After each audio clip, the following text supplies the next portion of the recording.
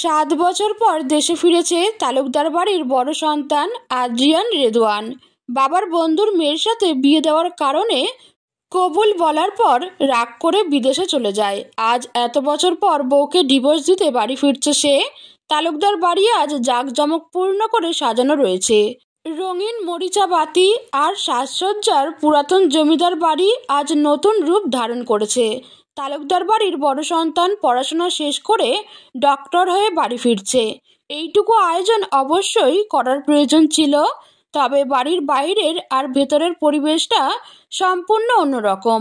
বর্তমানে বাড়ির সকলে নীরব আর শান্ত, তাদের মুখে হাসির ছিটেফোঁটাও নেই। বাড়ির ড্রয়িং রুমে বসে টিভি দেখছে সৃষ্টি। তখনই তার ফোনে পরিচিত এক নাম্বার থেকে মেসেজ আসে। সৃষ্টি টিভির স্ক্রিনের উপর থেকে দৃষ্টি সরিয়ে ফোনের মেসেজ পড়তে থাকে। মেসেজে সংক্ষিপ্ত ভাষায় লেখা ছিল, আমি ফ্লাইটে উঠে পড়েছি, 6 ঘন্টার মধ্যে বাংলাদেশের বিমানবন্দরে পৌঁছে যাব। সংক্ষিপ্ত লেখাটা পড়ে সৃষ্টির মুখে হাসি ফুটে ওঠে। সৃষ্টির ফোনে মেসেজ করা ব্যক্তি আর কেউ না, তার বড় ভাই। তালুকদার বাড়ির বড় সন্তান ডক্টর আদ্রিয়ান রেদওয়ান। সৃষ্টি রিমোট দিয়ে টিভি বন্ধ করে দেয়। এরপর তার ফোন হাতে নিয়ে তাড়াতাড়ি করে ছুটে যায় রান্নাঘরে। রান্নাঘরে বিভিন্ন প্রকারের খাবার রান্না করে যাচ্ছেন শার্লিন বেগম, যিনি তালুকদার বাড়ির বড় গিন্নি। উনি আদ্রিয়ান আজ সৃষ্টির মা রান্নাঘরের গ্যাসের চুলায় বিরিয়ানি রান্না করছেন শার্লিন বেগম, কারণ আদ্রিয়ান তার মায়ের হাতের বিরিয়ানি খেতে অনেক পছন্দ করে, যা তার সবচেয়ে প্রিয় খাবার। তার সম্পূর্ণ মনোযোগ এখন চুলায় থাকা বিরিয়ানির উপর। তখনই রান্নাঘরে প্রবেশ করে সৃষ্টি। সে শার্লিন বেগমের কাছে গিয়ে বলে, আম্মু, আদ্র ভাইয়া মেসেজ করেছিল আমায়, ভাইয়া ফ্লাইটে উঠে পড়েছে, 6 ঘন্টার মধ্যে বাংলাদেশের বিমানবন্দরে পৌঁছে যাবে। সৃষ্টির কথা শুনে শার্লিন বেগম খুশি হয়ে যায়। আজ 7 বছর পর তার সন্তান দেশে ফিরবে। তার সন্তানকে একবার দেখার জন্য, জড়িয়ে ধরার জন্য কত ছটফট করছে শার্লিন বেগম। আজ অবশেষে তার সকল অপেক্ষার সমাপ্তি হবে। তার ছেলে তার কোলে ফিরে আসবে। তবে শার্লিন বেগম একটু পর কিছু একটা ভেবে শান্ত হয়ে যায়। তার মুখের হাসি বিলুপ্ত হয়ে যায়। সৃষ্টি তার মায়ের মুখ এমন গম্ভীর হয়ে যাওয়া দেখে প্রশ্ন করে, আম্মু, হঠাৎ করে কি হলো তোমার? ভাইয়া আসছে শুনে খুশি হওনি তুমি? শার্লিন বেগম সৃষ্টির মুখের দিকে তাকিয়ে বলে ওঠে, মেঘ কোথায়? শার্লিন বেগমের মুখে মেঘের নাম শুনে সৃষ্টি শান্ত হয়ে যায়। মায়ের হঠাৎ করে গম্ভীর হয়ে যাওয়ার কারণ সে এখন বুঝতে পারে। সৃষ্টি অসহায় মুখ করে বলে, উপরে ওর রুমে। আচ্ছা আম্মু, সত্যি কি মেঘ আমাদের সকলকে ছেড়ে চলে যাবে? আদ্র ভাইয়া আর মেঘের কি একসাথে সংসার করা এখনো হবে না? সৃষ্টির কথার জবাব শার্লিন বেগম দিতে পারে না।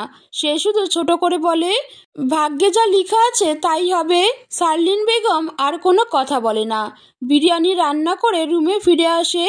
আয়নার সামনে স্থির হয়ে দাঁড়িয়ে আছেন জামান সাহেব, যিনি হলেন এই তালুকদার বংশের কর্তা, যার পোশাক আর চলাফেরার অভিজাত্যের ছাপ স্পষ্ট ফুটে ওঠে। শার্লিন বেগম রুমে এসে দেখেন জামান সাহেব আয়নার সামনে চুপচাপ দাঁড়িয়ে আছেন। শার্লিন বেগম তার কাছে এগিয়ে যায়। জামান সাহেব শার্লিন বেগমের উপস্থিতি উপলব্ধি করতে পারেন। তার স্ত্রী এখন তাকে কি বলবে তা উনি আগে থেকেই জানেন। জামান সাহেব গম্ভীর কণ্ঠে বলে, মেঘকে বলো ব্যাগপত্র গুছিয়ে নিচে আসতে, ওর জন্য ড্রয়িং রুমে অপেক্ষা করছি আমি। জামান সাহেব আর শার্লিন বেগমকে কথা বলার সুযোগ দেয় না, দ্রুত পা ফেলে রুম থেকে বের হয়ে যায়। শার্লিন বেগম দীর্ঘ শ্বাস ছাড়ে, এরপর সিঁড়ি দিয়ে উপরে উঠে যায়। বাড়ির সকল জাঁকজমকপূর্ণ আয়োজন ব্যালকনি থেকে তাকিয়ে দেখছে মেঘ। তার বিয়ের সময় বাড়িটা এমন সুন্দর করে সাজানো হয়েছিল, লাল রঙের মরিচা বাতি জ্বালানো ছিল। মেঘের মনে পড়ে যায় তার এই বাড়িতে প্রথম আগমনের কথা। 15 বছর বয়সী বাচ্চা মেয়ের বিয়ে হয় তালুকদার বাড়ির বড় সন্তান আদ্রিয়ান রেদওয়ানের সাথে। যখন আদ্রর বয়স আনুমানিক 18 বছর হবে, মেঘের মা তার জন্মের পরই মারা যায়। মা মরা মেয়েকে তার বাবা বড় করে। সৎ মায়ের অত্যাচার যাতে সহ্য করতে না হয়, এই জন্য তার বিয়ে করেনি তার বাবা। মা মরা মেঘকে সবসময় যত্ন আর ভালোবাসা দিয়ে আগলে রেখেছিলেন, কিন্তু বাবার ভালোবাসা আর যত্ন পাওয়ার ভাগ্য খুব বেশি দীর্ঘদিন হয়নি মেঘের। যখন মেঘের বয়স 14 বছর, তখন তার বাবা হার্ট অ্যাটাক করে মারা যান। বাবার মৃত্যুর পর মেঘের আশ্রয়স্থল তার চাচার বাসায়, কিন্তু চাচা আর চাচি তার বাবার সম্পত্তির লোভে তাকে তাদের বাসায় স্থান দিয়েছিল। মেঘের বাবা তার সকল সম্পত্তি তার একমাত্র মেয়ের নামে লিখে দিয়ে যায়। চাচার বাসায় প্রতিনিয়ত অত্যাচার আর নির্যাতনের শিকার হয়েছে মেঘ, এমনকি সারাদিন না খেয়েও থাকতে হয়েছে তার। মেঘের বাবার ঘনিষ্ঠ বন্ধু ছিলেন জামান সাহেব। মেঘের বাবা পেশায় ছিলেন একজন ডক্টর। বিয়ে করার পর উনি পিএইচডি করার জন্য বিদেশে চলে যান, যার কারণে অনেক দিন ধরে মেঘের বাবা আর জামান সাহেবের মধ্যে দেখা হয়নি। প্রায় অনেক বছর পর জামান সাহেবের দেখা হয় তার এক পুরাতন বন্ধুর সাথে, যিনি তাকে মেঘের বাবার মৃত্যুর কথা বলেন। আর মেঘের বর্তমান অবস্থার কথা জামান সাহেব মেঘের কথা ভেবে কষ্ট পায়। এরপর উনি তার বন্ধুর সহায়তায় মেঘের চাচার বাসার ঠিকানাটা খুঁজে বের করে।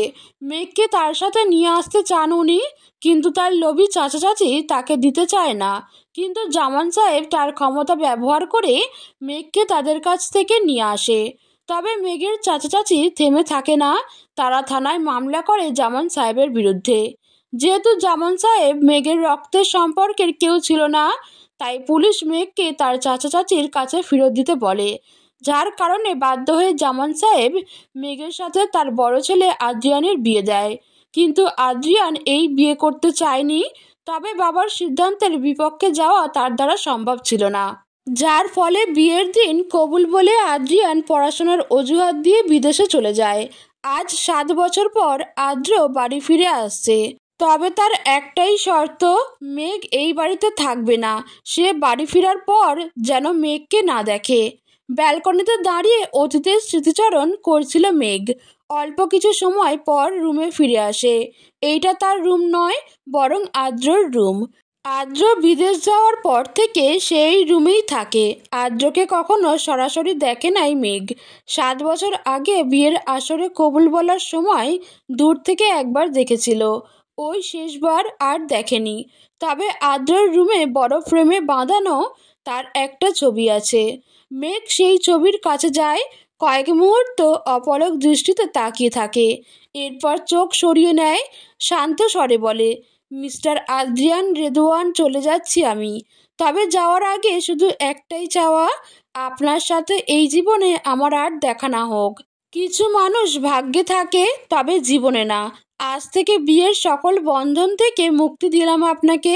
কথা দিলাম স্ত্রীর অধিকার নিয়ে আর কখনো ফিরে আসবো না আপনার কাছে। বিদায় আমার অপ্রিয় স্বামী। মেঘ আদ্রিয়ানের ছবির সাথে আরও কিছু কথা বলে, এরপর ছবির নিচে থাকা ডিভোর্স পেপারে সাইন করে দেয়। তার হাত কিছুটা কেঁপে ওঠে, চোখ গড়িয়ে অশ্রুকণা প্রবাহিত হয়। আদ্রিয়ানের সাথে তার কখনো দেখা হয়নি, সরাসরি কথাও বলে না তার সাথে, তবুও এক অদ্ভুত মায়া কাজ করত এই অপরিচিত মানুষটার উপর। কিন্তু এই মানুষটা তাকে ভালোবাসে না, ঘৃণা করে, শুধুমাত্র তার জন্য এতদিন পরিবার আর মা বাবার সাথে যোগাযোগ করেনি। আদ্রিয়ান চলে যাওয়ার পর শার্লিন বেগম প্রতিদিন কান্না করত, তার সন্তানকে দেখার জন্য ছটফট করত, যা মেঘ দেখেছে। একজন মায়ের থেকে তার সন্তানকে কেড়ে নেওয়ার পর অপরাধবোধ তার মধ্যে কাজ করত, কিন্তু সে কিছু করতে পারত না। গত 3 দিন আগে মেঘের অ্যাডমিশন টেস্টের রেজাল্ট দিয়েছে। তার ময়মনসিংহ মেডিকেল কলেজে চান্স হয়েছে। জামান সাহেব তাকে সেখানে ভর্তি করেছেন। আর 3 দিন আগেই আদ্রিয়ান হঠাৎ করে সৃষ্টির ফোনে মেসেজ করে জানায় যে দেশে ফিরবে, কিন্তু শর্ত একটাই, মেঘকে ডিভোর্স দিবে, আর মেঘ যেন এই বাড়িতে থাকতে না পারে। যা মেঘ শুনে, যদি মেঘ আদ্রিয়ানকে ডিভোর্স না দেয় আর সে এই বাড়ি ছেড়ে চলে না যায়, তবে আদ্রিয়ান আর কখনো বাড়ি ফিরবে না। এর জন্য মেঘ সিদ্ধান্ত নেয় সে আদ্রিয়ানকে ডিভোর্স দিবে, আর তার পড়াশোনার জন্য ময়মনসিংহে চলে যেতেই হবে, সেখানে তাকে থাকতে হবে। তাই আজ মেঘ তালুকদার বাড়ি ছেড়ে ময়মনসিংহ চলে যাচ্ছে। আদ্রিয়ান আর তার ডিভোর্সের কথা পরিবারের সকলে জানে। জামিন সাহেব উকিলের সাথে কথা বলে সম্পূর্ণ ঠিক করেছে। জামিন সাহেব আপত্তি করেননি, কারণ উনি জানেন আদ্র কখনো মেঘকে তার বউ হিসেবে মেনে নিবে না। আর মেঘই বা কতদিন আদ্রিয়ানের জন্য অপেক্ষা করবে। মেঘের একটা ভবিষ্যৎ রয়েছে, তাই উনি তাদের ডিভোর্স করিয়ে দেয়। তবে শুধু মেঘই ডিভোর্স পেপারে সাইন করেছে, আদ্রিয়ান করেনি। সে দেশে ফিরে তারপর সাইন করবে। বাড়ির অন্য সদস্যরা জামিন সাহেবের সিদ্ধান্ত মেনে নিয়েছে, কারণ তারাও জানে আদ্র মেঘকে ঘৃণা করে। যদিও শার্লিন বেগম প্রথমে আপত্তি করেছিলেন, তবে জামান সাহেবের সিদ্ধান্তের উপরে কথা বলতে পারে নাই। আদ্রিয়ানের ওপর দিয়ে একবার ফিরে তাকায়, এরপর একটা দীর্ঘশ্বাস ছাড়ে। মেঘের ভাবনার মাঝে শার্লিন বেগম দরজায় কড়া নাড়েন। শার্লিন বেগম বলেন, মেঘ, ড্রয়িং রুমে তোমার বড় আব্বু অপেক্ষা করছেন তোমার জন্য। শার্লিন বেগমের কথা শুনে মেঘ তার দিকে ফিরে তাকায়, এরপর ব্যাগপত্র গুছিয়ে নিয়ে চলে যায়। ড্রয়িং রুমে বসে আছেন জামান সাহেব। সিঁড়ি দিয়ে মেঘকে নিচে নামতে দেখে উনি উঠে দাঁড়ান। মেঘ একবার তার বড় আব্বুর মুখের দিকে তাকায়, এরপর শার্লিন বেগমের কাছে যায়। মেঘ হাঁটু গেড়ে বসে যায় তার পায়ের কাছে, হাত দিয়ে পা ছুঁয়ে দেয় আর বলে, আমার জন্য দোয়া করো বড় আব্বু। শার্লিন বেগম তার মাথায় হাত রাখেন। শার্লিন বেগম সবসময় চেয়েছে আদ্রিয়ান বাড়ি ফিরে আসুক, কিন্তু উনি মেঘের সাথে ডিভোর্স হয়ে যাক তা চাননি। মেঘ এই বাড়ি ছেড়ে চলে যাক তাও চাননি। মেঘ আর সৃষ্টিকে উভয়কে মেয়ের মতো ভালোবেসেছেন। মেঘের জন্য আদ্র বাড়ি ছেড়ে চলে গেছে, যার জন্য উনি মেঘকে অপছন্দ করতেন, তবে ঘৃণা নয়। কারো প্রতি স্নেহ যত্ন প্রকাশ না করলে কি তাকে ভালোবাসা যায় না? মায়ের কাছে তার সকল সন্তান তো একরকমই হয়। তখন এই ড্রয়িং রুমে উপস্থিত হয় সৃষ্টি, রাহুল, আমিন, তার স্ত্রী নীলিমা বেগম আর তাদের সন্তান জুনাইদ। মেঘ তাদের থেকে বিদায় নেয়, এরপর বাড়ি থেকে বের হয়ে যায়। বাড়ির সদর দরজা অতিক্রম করার আগে একবার সম্পূর্ণ বাড়িটা পর্যবেক্ষণ করে। এইটা তার শ্বশুর বাড়ি ছিল, এখন আর নেই। মেঘ গাড়িতে উঠে বসে। জামান সাহেব তার পাশে ড্রাইভিং সিটে বসে আছে। মেঘ একবার জামান সাহেবের দিকে তাকায়, উনি খুব শান্ত হয়ে ড্রাইভ করছে। গাড়ি চলতে শুরু করে। উদ্দেশ্য এখন ময়মনসিংহ যাওয়া। আর কখনো এই শহরে তার ফেরা হবে না, এই বাড়িতে সে আর আসবে না। স্বামী নামক মানুষটার সাথে তার দেখা হবে না, কখনো না। 6 ঘন্টা পর বিমান বাংলাদেশ এসে পৌঁছায়। গাড়িতে থাকা সকল যাত্রী নেমে পড়ে, শুধু একজন ছাড়া। বিমানের এক সিটে হাতে বই নিয়ে বসে আছেন এক ব্যক্তি, যার সম্পূর্ণ মনোযোগ এখন তার হাতে থাকা বইয়ের দিকে। আশেপাশের মানুষ যে নেমে পড়েছে তা সে বুঝতে পারে না। বিমানের একজন মহিলা এয়ারস্টার এগিয়ে আসে সিটের দিকে। ব্যক্তির হাতে থাকা পাসপোর্ট তার নাম দেখে বিনয়ের সাথে বলে, excuse me, mister Adrian Redwan, আপনি বাংলাদেশে এসে পড়েছেন। বিমান থেকে নামতে হবে এখন। বিমানের এয়ার হোস্টের কথা শুনে বই পড়া ব্যক্তিটা বিরক্ত হয়। নাক মুখ কুঁচকে তাকায় সামনের দিকে। ব্লু হোয়াইট সংমিশ্রণে ডোরাকাটা শার্টটা আষ্টে পৃষ্ঠে জড়িয়ে আছে মানুষটার সাথে। বাম হাতে তার ব্র্যান্ডেড ঘড়ি আর অন্য হাতে একটা দামি আংটি রয়েছে। মুখের আদল কোনো হিরোর থেকে কম নয়। ফর্সা ত্বক আর নাকটা বেশি উঁচু। মুখের চারপাশে চাপদাড়ির ছাপ খুব ভালো করেই বোঝা যাচ্ছে। এত সময় ধরে যার রূপ আর সৌন্দর্যের প্রশংসা করা হয়েছে তার নাম ডক্টর আদ্রিয়ান রেদওয়ান। বর্তমানে তিনি আমেরিকা থেকে পড়াশোনা শেষ করে বাংলাদেশে তার বাড়িতে ফিরছেন। বই পড়া বন্ধ করে আদ্রিয়ান তার সিটের আশেপাশে তাকায়। বিমানে এখন সে ছাড়া অন্য কোনো যাত্রী উপস্থিত নাই। এয়ার হোস্টারের ডাকার কারণ সে এখন বুঝতে পারে। আদ্র বিমানের জানলা দিয়ে বাইরে তাকায়। আজ 7 বছর পর সে বাংলাদেশে ফিরেছে। তার মাতৃভূমিকে আবার স্বচক্ষে দেখার সৌভাগ্য হয়েছে। আমেরিকায় যতই সে পড়াশোনা বা কেরিয়ার গড়ার জন্য যাক না কেন, তার মন সবসময় তার দেশেই পড়েছিল। আদ্রিয়ান তার হাতে থাকা বই ব্যাগে ভরে নেয়, এরপর সিট থেকে উঠে দাঁড়ায়। সামনে থাকা এয়ার হোস্ট মহিলাকে কৃতজ্ঞতার সহিত বলে, সরি, বই পড়ার প্রতি মনোযোগ ছিল যে আপনার কথা শুনতে পায়নি। বাই দ্য ওয়ে, ধন্যবাদ আপনাকে। আদ্রিয়ান কথাটা বিনয়ের সহিত বলে, যা শুনে এয়ার হোস্ট বলে, it's all right sir. Adrian আর কথা বাড়ায় না। সে তার ব্যাগপত্র নিয়ে বিমান থেকে নেমে পড়ে। বাংলাদেশের মাটিতে পা রাখার সাথে সাথে তার মন জুড়িয়ে যায়। আমেরিকায় থাকতে অনেক মিস করেছে সে তার দেশকে। আদ্রিয়ান শান্তির নিঃশ্বাস ছাড়ে। এরপর বড় বড় পা ফেলে এগিয়ে যায় বিমানবন্দরের দিকে।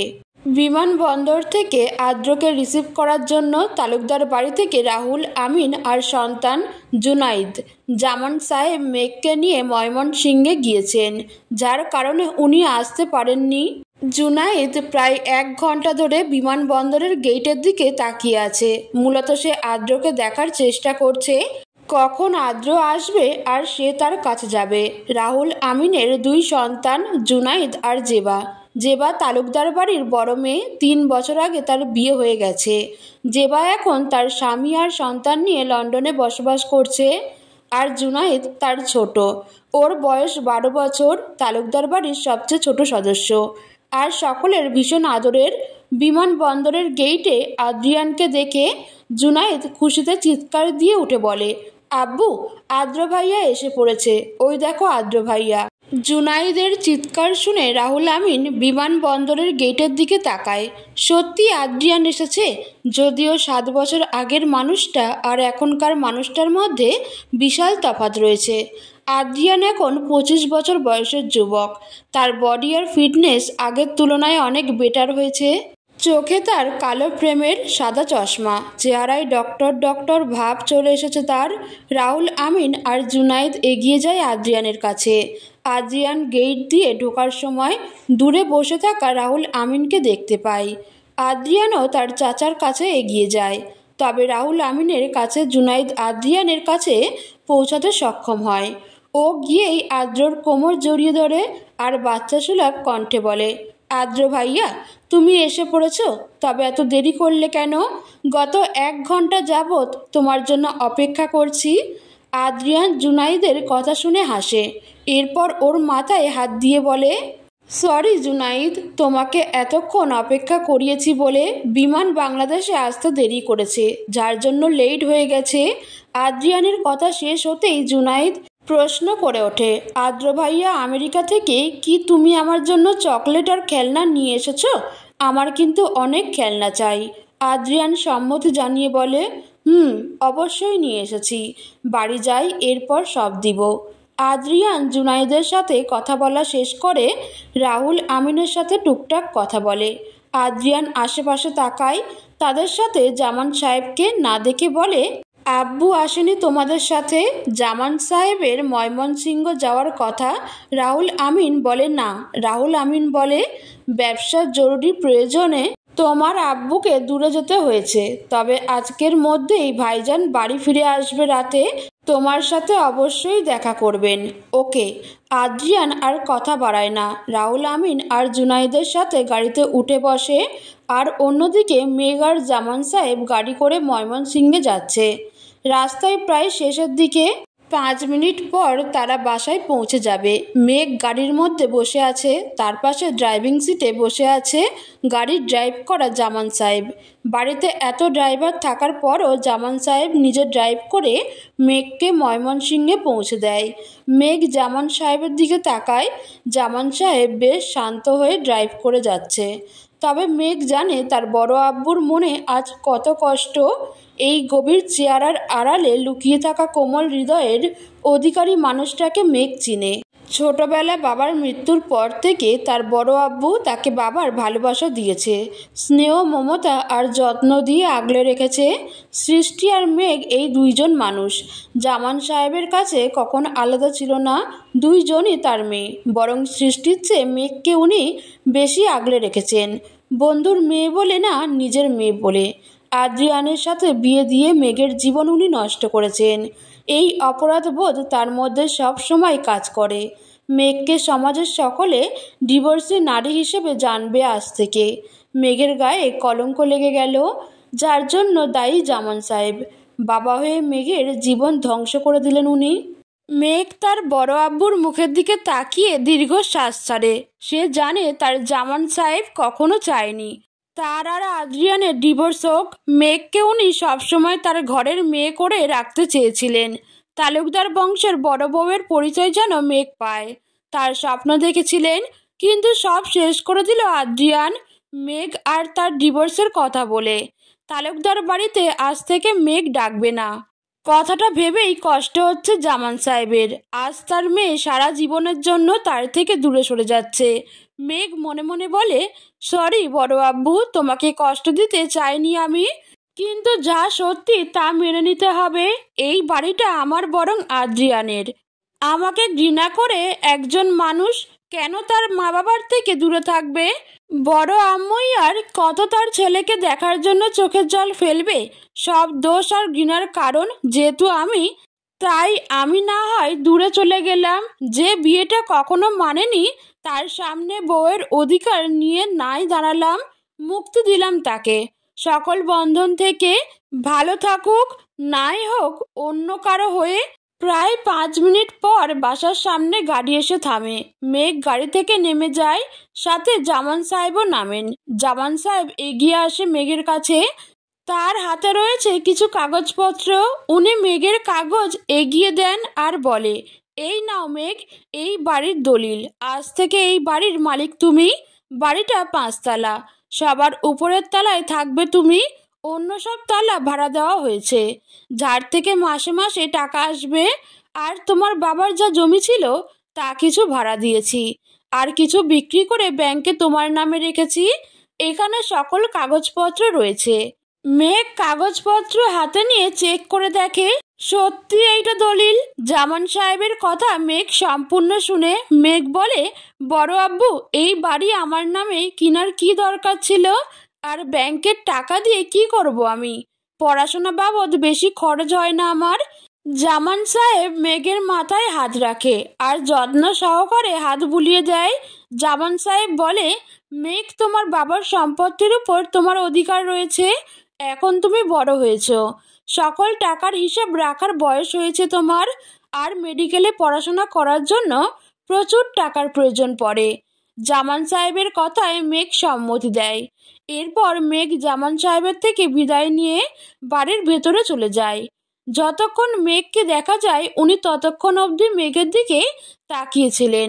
এরপর দীর্ঘ নিঃশ্বাস ছেড়ে গাড়ি নিয়ে আবার বাসার দিকে চলে যান। প্রায় 1 ঘন্টা পর আদ্রিয়ান তালুকদার বাড়িতে এসে পৌঁছায়। প্রথমে গাড়ি থেকে নামে রাহুল আমিন আর জুনাইদ, আর সবার শেষে গাড়ির দরজা খুলে বের হয় আদ্রিয়ান।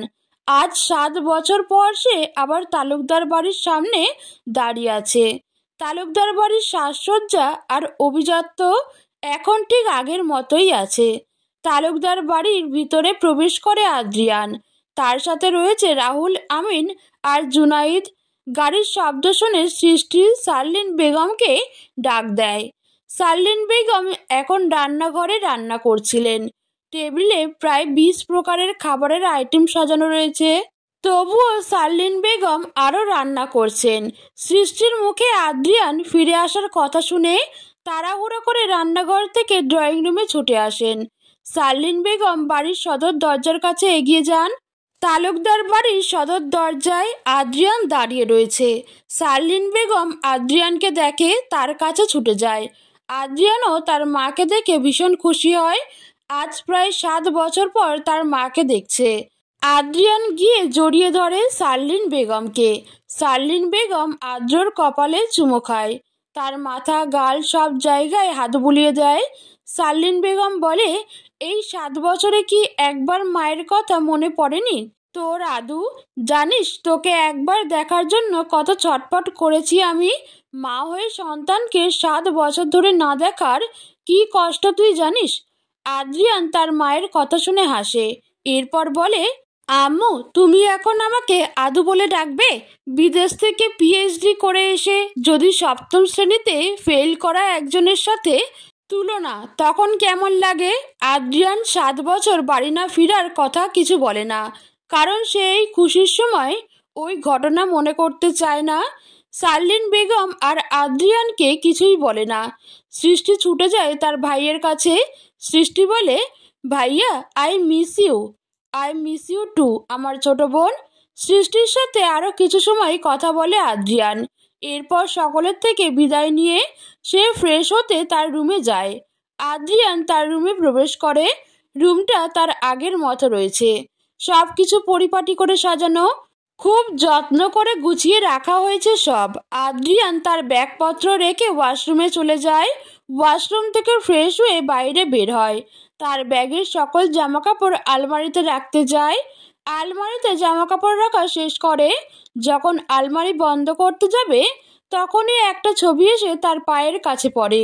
এইটা মেঘের ছবি। যদিও আদ্রিয়ানের রুম থেকে মেঘের সমস্ত ছবি সরিয়ে দেওয়া হয়েছে, হয়তো আলমারির কোণায় একটা মেঘের ছবি থেকে গেছে। আদ্রিয়ান একটু ঝুঁকে তার পায়ে পড়ে থাকা ছবিটা ওঠায়। ছবিটা উল্টো দিকে ঘুরেছিল।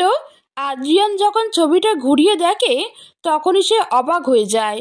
অন্যদিকে সৃষ্টি আদ্রিয়ানের রুমে আসে তাকে খাবার খাওয়ার জন্য ডাক দিতে। আদ্রিয়ানের রুমে এসে যখন ডাকতে যাবে, তখনই তার হাতে মেঘের ছবি দেখতে পায়। সৃষ্টি ভয় পেয়ে যায় আদ্রিয়ান ছবিটা দেখছে।